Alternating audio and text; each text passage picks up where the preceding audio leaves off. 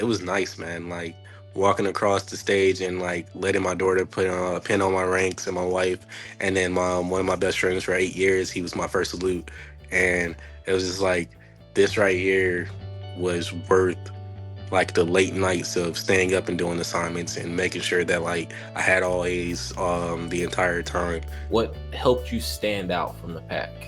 So phase one, super simple. It's a board packet. Most of my stuff was pretty streamlined.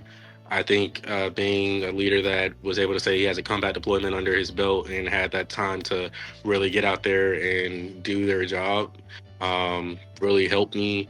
And being able to say that like not only was I maintaining a 3.5 or higher GPA while still leading soldiers and being actively involved and also. Today, I get to talk to more than just a guest. I get to talk to a newly commissioned Second Lieutenant Fuller, who also happened to be one of my NCOs when I was a soldier stationed at the 101st. Lo and behold, a few years later, Second Lieutenant Fuller did the green to gold process himself, and he's here to share his experience with you. And I cannot wait to deep dive what his experience was like in the program. Help me welcome Second Lieutenant Fuller. Thanks for coming on. Thanks for giving us your time. Yeah, for sure. Wouldn't be anywhere else, man. So let's start here. So you've played an active role mentoring other green to gold candidates on the Facebook page. What motivated you to do that and just reach your hand out and give back? Um, I mean, like you were my soldier, so you know me. Like, I don't have a problem with sharing information if I got it.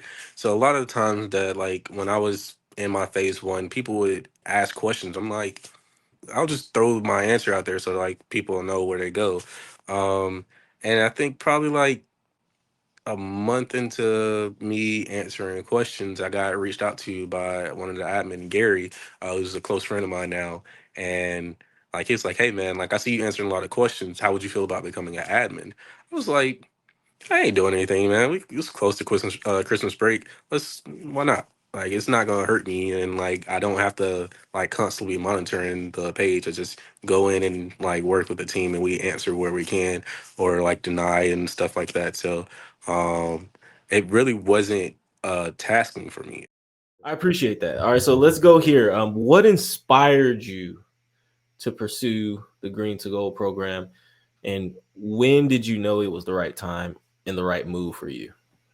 So I'll be frank with you. So like I've always had an interest in becoming an officer since I was in AIT, and this was back in like 2015. I found out about the program early on and started doing my research on it, and that's actually what inspired me to start taking college courses at the time. Um, it took me a little minute to get to where I could apply. Thankfully, I got picked up on my first look. But talking to individuals like yourself and Sergeant Reb, who's now Captain Vereb, um, y'all just helped me make that decision easier for me. And then obviously talking to my wife, and she's like, "I'll be there to support you whichever route you want to go." The worst thing we could figure out is like that we don't get accepted, which thankfully that wasn't the case. I had a lot of strong support from my company commander that he was heavily influencing me. He's like, man, I want to see you become an officer. Come back and work for me. Like, as soon as I told him my commission, he was like, well, you should have came back signal so I can pull you over here. I'd be a major. So he wasn't about the fact that I got chemical, but he still was like super proud of me. Me and him still talk regularly. My battalion commander at the time, he gave me an endorsement for my 174R, but he turned around and even wrote a separate letter of recommendation for my packet. He was that supportive of it, and he told me that when I do commissions, send him pictures. So I sent him an email, waiting for him to reply back and all that, and connect with him again. But doing that process, it was just like a no-brainer at that point because if I kept pushing it off, I wasn't never going to do it. So I just took that leap of faith. What university did you attend, and how did that school's ROTC program develop you? So I actually ended up going to Austin Peay State University right here near Fort Campbell. As far as development, it helped me better transition from that NCO enlisted mindset to looking at big picture on a grander scale as an officer, and like stepping back and not having my hands so involved when it came to doing leadership and learning like how to disseminate, because a lot of the time when you're sergeant, like you're right there in the dirt with your joes, so like your hands on pretty much the entire time no matter what your mission is. So for me that was my mindset. Like granted, like I was a sergeant promotable about to pick up for staff sergeant, but I still had my own Joes that I was representing and taking care of. So that was a, I wouldn't say it was a hard transition for me, but it definitely was something that like I had to kind of let go and step back with. Um, Another point for development with the resources that we have here, because Fort Campbell's so close, and the relationships that not only those of us that require service but also our cadre that are teaching us in the program, they have those connections at Fort Campbell. So going to the range and being able to go do our 12 miler at the air assault school during the school year and things like that, and using the training area in the back of Fort Campbell for our field exercises helped a lot for us, especially with land navigation, with a lot of people end up struggling with. So, location, experience, and like cadre that care for you and want to see you develop into the leader that's going to be able to lead that next generation of soldiers is very much benefit that you get from being at Austin P. Mm. Is Mr. Kelly still there as the Roo? Yeah, Shout out to Mr. Kelly. yeah, that's a phenomenal man right there. Shout out to Mr. Kelly. I remember he would do those interest meetings at the education center monthly. I don't know if he still does them. I hope he does. Does them. I stepped in and given my own personal experience doing a couple of them, helping him out. So yeah, he still does it monthly, even does it during the summer. He inspired me so much, dropped so much knowledge, and I'm forever grateful. Anybody that asks, what are some of the top tier and premier ROTC programs that are out there? And I say Austin P State University, primarily because he's the Roo there, but also how the cadets perform at camp. Walk us through your green to go packet process. What were major challenges and what helped you stand out from the pack? Um, so phase one, super simple. It's a board packet. Most of my stuff was pretty streamlined.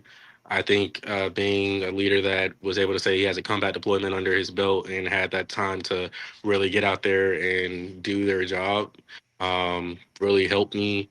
And being able to say that, like, not only was I maintaining a 3.5 or higher GPA while still leading soldiers and being actively involved, and also pretty much pushing Joes to go to college and continue their education. Don't just let the Army be like their one way to life. Definitely stood out for me. Um, my PT was decent. I had a 513 when I put the packet in. The friction points for my packet was medical. I mean, I'm a little older, body a little bit more broken with the Army. So I had to get a couple of medical waivers, which that took the longest. That was the last thing I was waiting on. I actually got approved while I was in AOC for getting pushed forward. Um, and then I had a civil conviction waiver that I had to get processed from when I was a teenager, but that went pretty smoothly once I got supporting documents. But those were the two biggest friction points for me. Once that got smoothed out, it was straight process. Mr. Kelly, like you say, he's a great man. He definitely was making phone calls on my behalf to talk to hires and figure out what we needed to make sure that everything was a green light for me. And other than that, like the astounding endorsements I got from my company commander and my battalion commander just really pushed me over the edge about them speaking about my leadership qualities. I remember a specific verbiage from my battalion commander where he gave me praise because he there's a lot of people that they use the fallout command a lot and not realizing that like that's a common DNC thing where they'll say fallout like three times before they actually tell you to fall out. So I talked to him on the side one day when I saw him doing it, and I was like, sir, just so you know, like you only say fallout one time, that's your execution right there. So like you put out the information, then you call file out. And he asked me to send him a email about DNC that showed that specific verbiage, and I sent it to him within 24 hours. And he emailed me back to me thanking me for making sure that he's looking good in front of the formation and doing what he's supposed to do. So stuff like that, I feel like that kind of helped him be willing to endorse me as strongly as he did for doing my packet. You brought up something that I kind of want to circle back to, some of the waivers. We get a lot of questions about waivers and people, disqualifying themselves. But I think what you said, I think needs to be restated, or just, walk the dog a little bit more on that, because, people's ears perk up when they hear, hey, this, all right, so he commissioned, but he had several waivers that he had to put in. So can you Yeah, talk about which phase you put your waivers in? yeah. And can you also just talk a little bit more about how you were able to navigate the challenges that came with the waiver? Yeah, that's no problem. My medical waivers, I am highly allergic to bees and wasps, so I had to get a medical waiver for that. I had to get a medical waiver for getting eye surgery. I got LASIK in 2021, and I also had to get a medical waiver for my back because I have a pinched vertebrae in my lower back. So um, with the vision, it was super simple because of the fact that like I have 2015 vision after the surgery. All I had to do was go into the optometrist that they provided through the .merb, and once I got my clear from them saying that my vision was good to go, I used that and then got a memo from the on post optometrist. I did another exam with them, and it was a good thing for that one. Went on to knock that one off. Bee venom, I had to start um, the allergy treatment with them. So I was going once a month to get pretty much injected with the thing that I'm highly allergic to. So that wasn't comfortable, but that one helped. And then I got a memo signed off from the allergist stating that like I was getting active treatment, and because of the fact that I was staying near Fort Campbell, I was still receiving those treatments up until I went to CST last year. Um, and that helped me get cleared at the time as well. And then for my back, I basically got a clear from them once I got my medical records because I'd gone to physical therapy quite a few times over the last, I'd say about 7, 8 years, and getting them to clear me and say, yeah, I'm fit for duty was a relatively simple process. I went maybe 3 or 4 times with the one here at Fort Campbell before I got approved, and they endorsed me being good. Just continue to work on core exercises and stretching out my back. Okay, so really just for me and for my knowledge management, the Green to Gold handbook says don't worry about waivers until phase two. hmm But given your circumstances, did you start that a little earlier? So my medical, I started earlier, only because of the fact that I completed my packet. I want to say late August, and was able to schedule everything. And by the time that the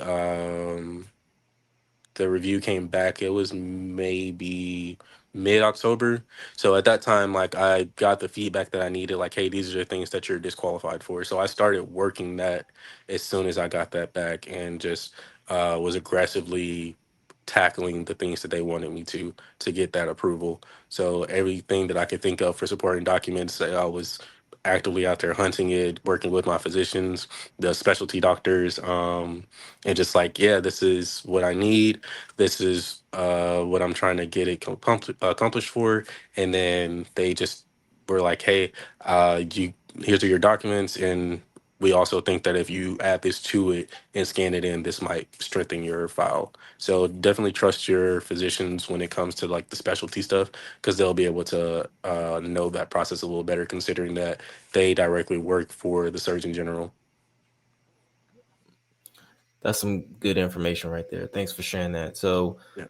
On that note, everything that you encountered, all the hurdles that you had to jump over, how did it feel ultimately when you found out that you were selected? Um, so it actually was an early Christmas present for my year group.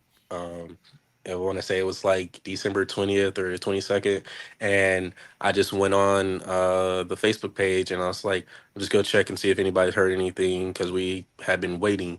And Ian, one of the other admins for the page that I work with, he had posted the list, and I just scrolled down, and I remember distinctly my wife and I were sitting in bed. We were prepping everything for Christmas and everything for Amelia.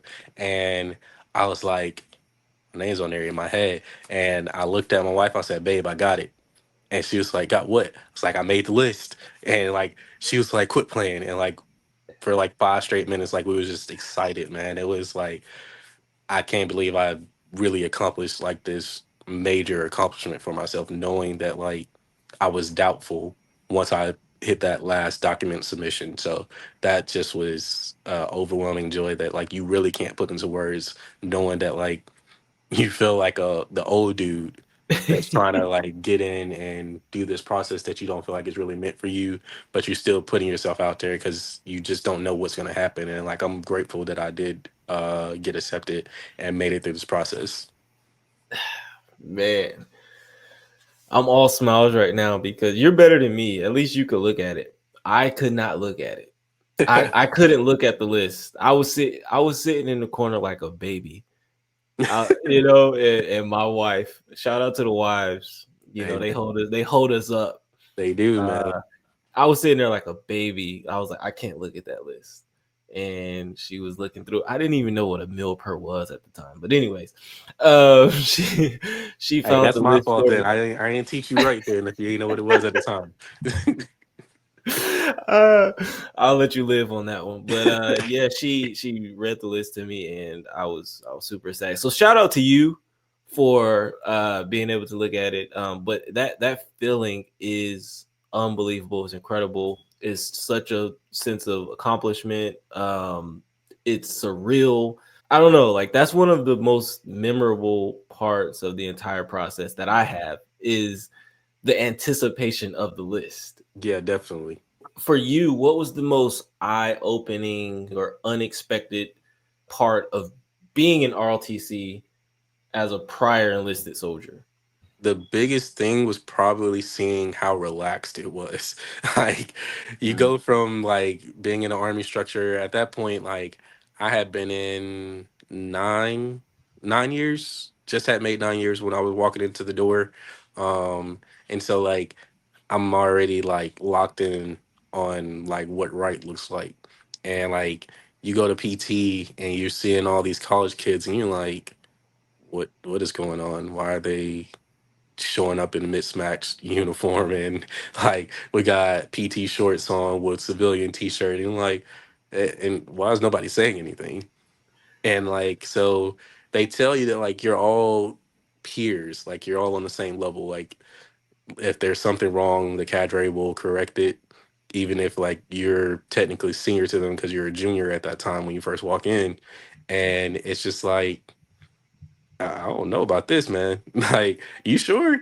And it was like, yeah, man, you just here to learn how to be an officer and transition over. Like, we will handle all the corrective actions and stuff like that. If it's something major, we got it. So that was like eye opener for me. I was like, so we're just chilling is what's going on. That's what I'm hearing. And so you have to realize that like when you're in a cadet status, you're not an NCO. Like that's not who you are anymore. You're leaving that behind because you're trying to transition over to that officer side. So that was a hard transition, not even just for me, but a lot of my peers that like I just commissioned with is like, okay, this is what we're doing. And so it was an interesting introduction to the program. Yep. Well said. Talk to the people and educate the listeners on what advanced camp actually is. And if you have any tips or advice for success, have at it. Okay. Advanced Camp or CST, which is Cadet Summer Training, is what Chris here is referring to. So for that, Like the easiest way I can describe it is probably like a mix of JRTC with basic training. Like that's like it in a nutshell. So you're there to play the game. Um, your first 2 to 2.5 weeks, you're in garrison life, is what they call it, and you're going through your leadership protocols, your TLP process, and everything. They put you in squad leader positions, PL, platoon sergeant, and they're evaluating you. You get 2 to 3 evaluations in garrison, and then you go to what's called the animal phases, which is your field time, and that's the evaluations that actually count towards your overall camp evaluation. You get 3 looks for that, whether it be squad leader, platoon sergeant, or PL. And based off of how well you do, your decision making process, that all factors into it, as well as your peer reviews. So I'm not saying that you got to be buddy buddy with everybody, but you got to be who you are. Don't try to go in and be somebody else and try to be friends with everybody, but like be you, who you authentically are. Because like realistically, the cadre at camp are gonna know when you're trying to fake the funk. Like they've had years of experience. Most of them are master sergeants or captains that have been seasoned, majors, things of that nature. Um, Tips wise, I would say get into your Ranger handbook. Like a lot of the stuff that you're learning at your school or should be learning at your school, like dig into the doctrine for it. Use that Ranger handbook as your guide. And even if stuff doesn't go to plan because they want to see you make leadership decisions, like be firm in your decision. Think about what you're doing and why you're doing it. Because when you're done and you do your evaluation, they're going to ask you, "Hey, why'd you decide to do this?" If it's something that's like not completely left field, but it's something that is essentially not what doctrine says, because doctrine is just a guide. It's not the end all be all. So it's there to show you what right looks like. So I would say keep that in mind. Do PT, obviously. You're gonna do your PT test within 72 hours of being there. You do your UA, your PT test, and do your in processing receiver weapon, get assigned to your training company, all that stuff, just like you did in basic. Um, and then one of my faults, and I'll be real with you, is I didn't play the game. Like it's it was hard for me to like really get into that mindset of playing the game because I've done NTC, I've deployed, I've lived this army life for so long. At that point, I was just hitting 10 years when I got to advanced camp, and I I was having normal conversations with the cadre about like our army experiences. So for me, it's like this is a normal army thing. I'm just here doing normal training, but my mindset wasn't where it needed to be as far as like getting into the game. I probably realistically gave like 80, 85% because I'm like, I'm here to get through this process. It's 35 days, and then I'm going home. Like that's it. That's where I sat with it. And I did end up, I want to say, third in my squad for peer evaluations, but my peer evaluations did reflect that I can come off as condescending when like I'm trying to tell them like, hey, there's a better way to do it. So it could have been like the way I gave the approach, or it could have just been that they weren't really willing to receive what I was trying to give them. It could have been anything. That's real, and I appreciate you for sharing that. Just out of curiosity, how did your signal background play into or help you in ROTC or at camp? Because I know for me, I was like, I'm RTO. You want to go? Let Yeah. me be your RTO. Did you use your signal background to your advantage at all? So I actually told them that I was Signal, and like I had done Signal for almost 10 years at that point, but I actually did not get used as an RTO except for one mission. Um, so that was surprising, but I mean, that's fine with me. Most people wanted to have like their buddy that they made at camp or came together from school with them while they were doing their thing, so they can kind of piggyback and get like, hey, you need to try doing this and stuff like that. So it worked out for them. um, the I think during Garrison, when we were doing our like warfighter train up and whatnot, I actually probably finished the fastest, I want to say, for like our platoon for doing the SINGARs and radio calls and everything. How did branching go for you? What was your experience like with that? So mine was, it wasn't terrible for me, right? So My top three branches was Signal for my number one, Med Services for two, and AG for three. So I actually had, I think, chemicals maybe fifth for me. Interview process was really smooth. You know, you go on the VTO site and you do your video recordings and everything, your written questions, and they were pretty straightforward. Like I can't say that like anything was confusing about it. Like as long as you take the time to use your practice interview questions and like really just lock in, give yourself that time, that space where it's quiet, so professional attire. For me, I didn't want to continue to say that I was prior service a lot, so I wore my ASUs for the interview process instead, because at that point, like you can see all the ribbons and stuff that I've earned over the time. So there's no point in me continuing to reiterate specifically that I was prior service. So I think that helped a lot for kind of gathering my train of thought and doing what I needed to for that process. Can you walk us through? Try to describe. And I'm sorry for putting you on the spot because I would hate for somebody to ask me this question right after I commission. But describe what commissioning felt like. um, So our graduation and our commissioning were the same day. I commissioned in the afternoon, and then later that evening we were raising our right hand to swear in. So for me, I was more excited about finally swearing in than I was about walking across the stage. I was like, man, like I'm about to start this whole new journey that like I've been busting my behind to get to at this point. Like this is surreal, and like it locked in for me the night prior. Actually, I went to the sewing shop and I got my uniform sewn on with second lieutenant on my OCPs. And I was like, I was with one of my best friends. I'm like, man, this is crazy. Like somebody really thought it was a good idea to make me an officer out here. Like they let me put this rank on my chest and said, yeah, like this is cool. Like he's good. Go ahead. So like it locked in. I had my family around me and it was just it was nice, man. Like walking across the stage and like letting my daughter put a pin on my ranks and my wife and then my one of my best friends for 8 years, he was my first salute.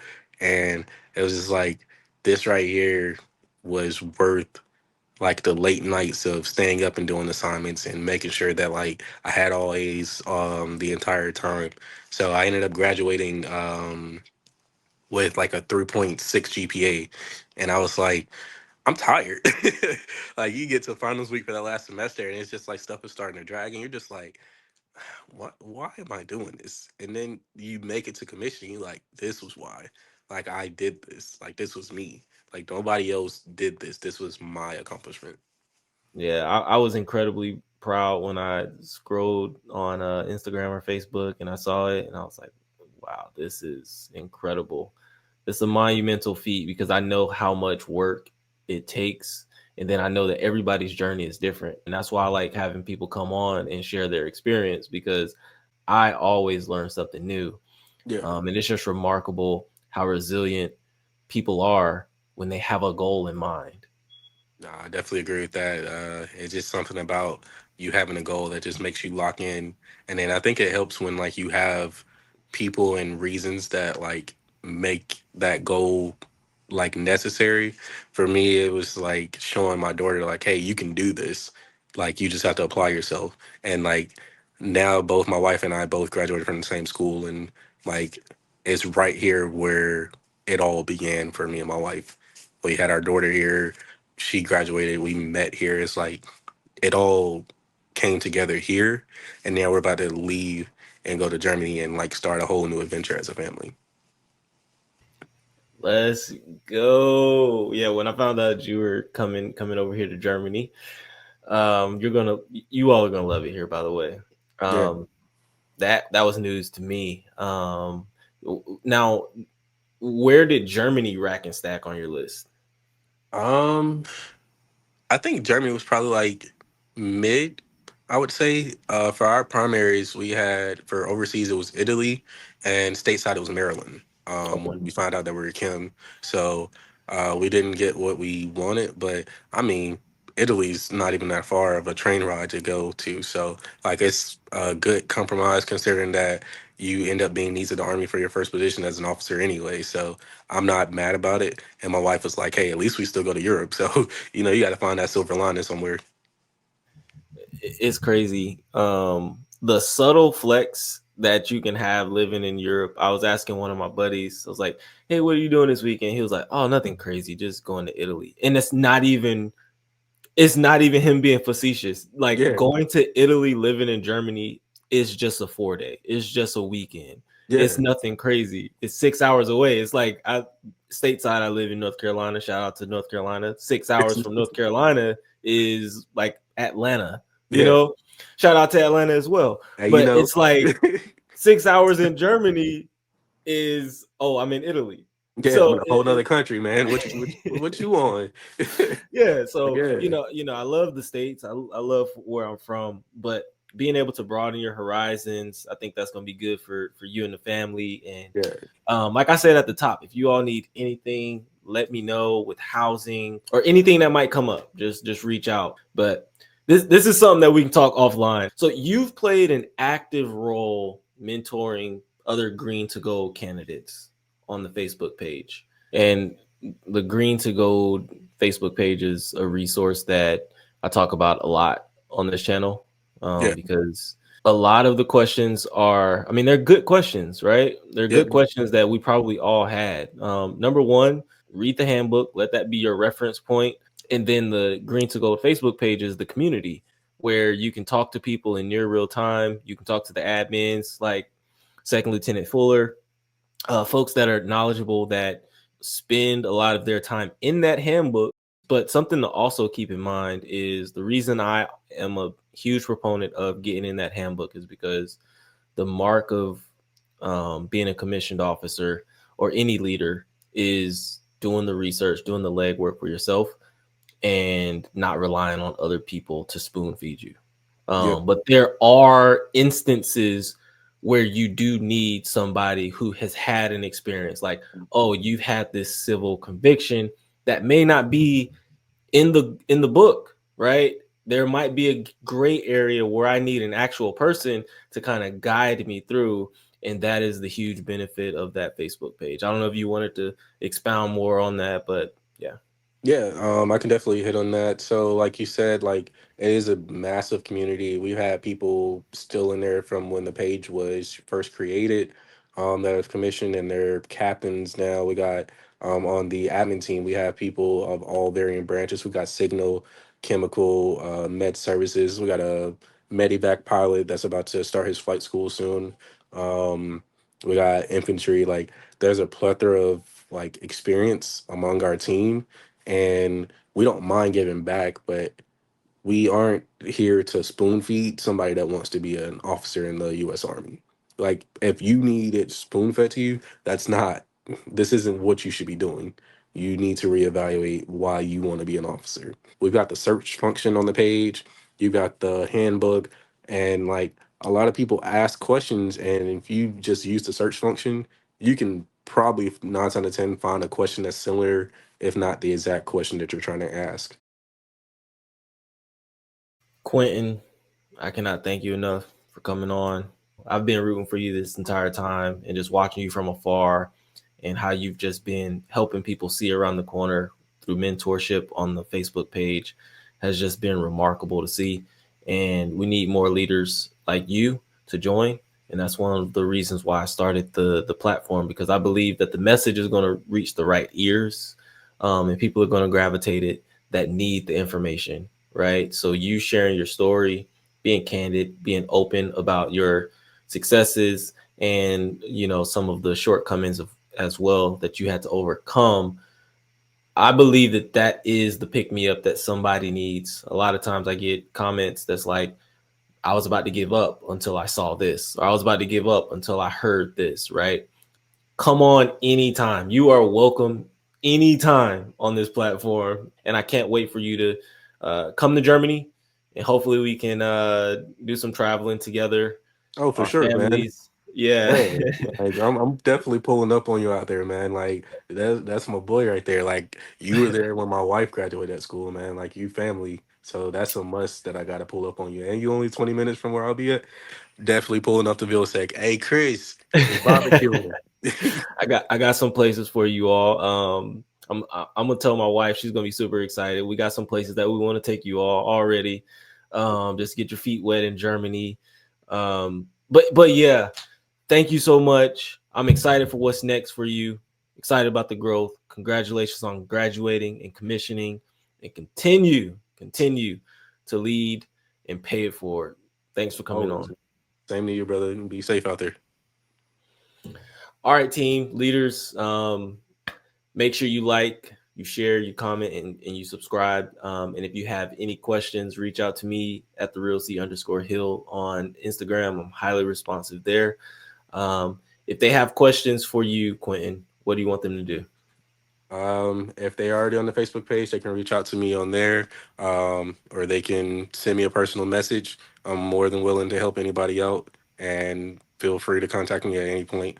I usually am a night owl, so I don't mind getting late messages because I know that there's a time difference for us in the military. So feel free to send that message, and as soon as I see it, I'll reply back to it as quick as possible. All right, leaders, keep leading, and I'll see you in the next video.